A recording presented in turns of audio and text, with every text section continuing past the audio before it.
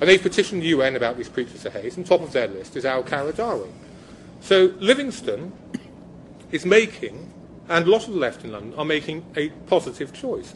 Rather than support liberals, feminists, socialists, people in the Arab world who have every right to expect the support of Livingston, he is choosing the extreme theocratic right.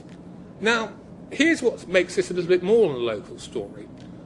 If you read the national press, listen to the BBC, listen to Channel 4 News, you will everywhere hear Ken Livingstone described as the left-wing mayor of London.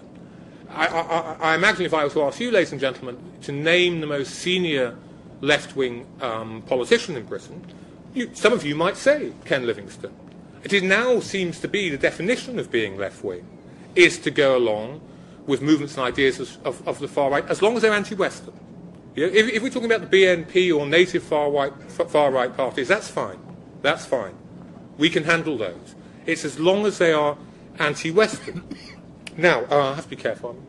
Let me know if I'm running out of time. Some conservative critics, not all by any means, have given my book good reviews, and I'm not complaining.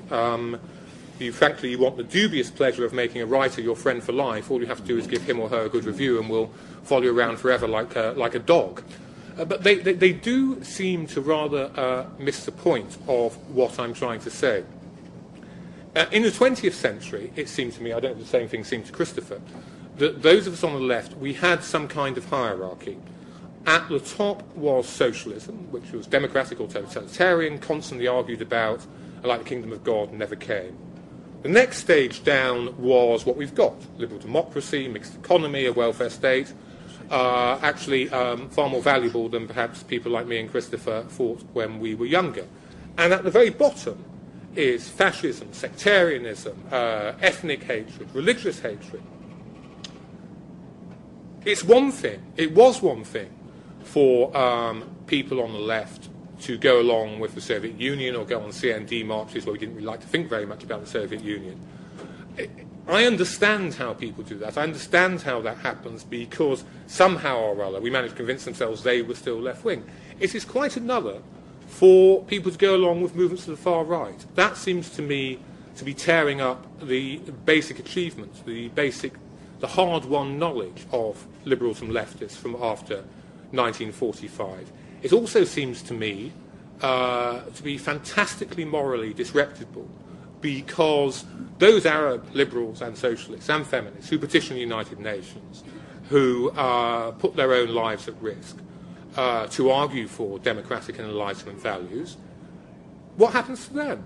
Well, what happens to them is one of the most common spectacles, most under-recorded spectacles in the modern world. You saw it with Kurdish socialists who ended up talking to the Pentagon. You can see it, Christopher wrote very recently about Ayaan Hirsi Ali, who is savaged by liberal intellectuals. And frankly, the only safe home she can find is with the American Enterprise Institute, a very free market and, in conventional terms, very right-wing think tank in Washington. Now, there's a sort of meme, to use, as I'm in Oxford, I will better use Dawkins' words. There's a meme going round about my book that says, oh, Nick, look what Nick's done. You know, if you attack the liberal intelligentsia in London, this great squawking comes up, and this great effort to pretend that we're always okay, that we're always sane, we're always rational, we always are doing the decent thing. And they say, oh, well, yes, okay, Nick's just highlighted, people on the fringe, the leaders of the anti-war movement, leaders for respect. Well, first of all, if anyone's read my book, that's simply not true. There's vast amounts about what's happened to liberal mainstream. But the second thing is, this is very comforting, because if the far left, or the far right, whatever you want to call it these days, if they are actively working for the enemies of people who want freedom and feminism in the Arab world, the liberal mainstream doesn't have the guts to actually come out against all of that. It just ignores them, blanks them out, refuses to treat them with equality of respect, refuses to give them a hearing, even if they are, even if they disagree with them. You know, just because someone calls themselves liberal, it doesn't mean they have your support. They automatically have your support, but you ought to at least treat them as an equal. If you doubt me, go back to that question time audience that Amos mentioned. I know Labour ministers have told me they remain astonished. The thing that absolutely sent fear to their hearts was when Hilary Benn, very decent minister, went on Question Time with Piers Morgan, who, again, this is a genteel literary festival. I don't know quite how to describe Piers Morgan. The nicest way to put it is a Burke, and a very satisfying Burke, a very a Dickensian Burke, a simple Burke. You only have to hear him speak to know he's a Burke. And look at him. There's none of the complexity of modernism in the 20th century in him. And Morgan goes on.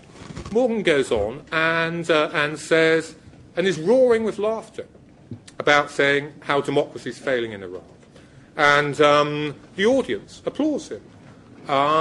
Hilary Benn then stands up and says, look, he's met brave men and women in Iraq who are being massacred by forces which are against everything they pretend to hold true, and he's booed.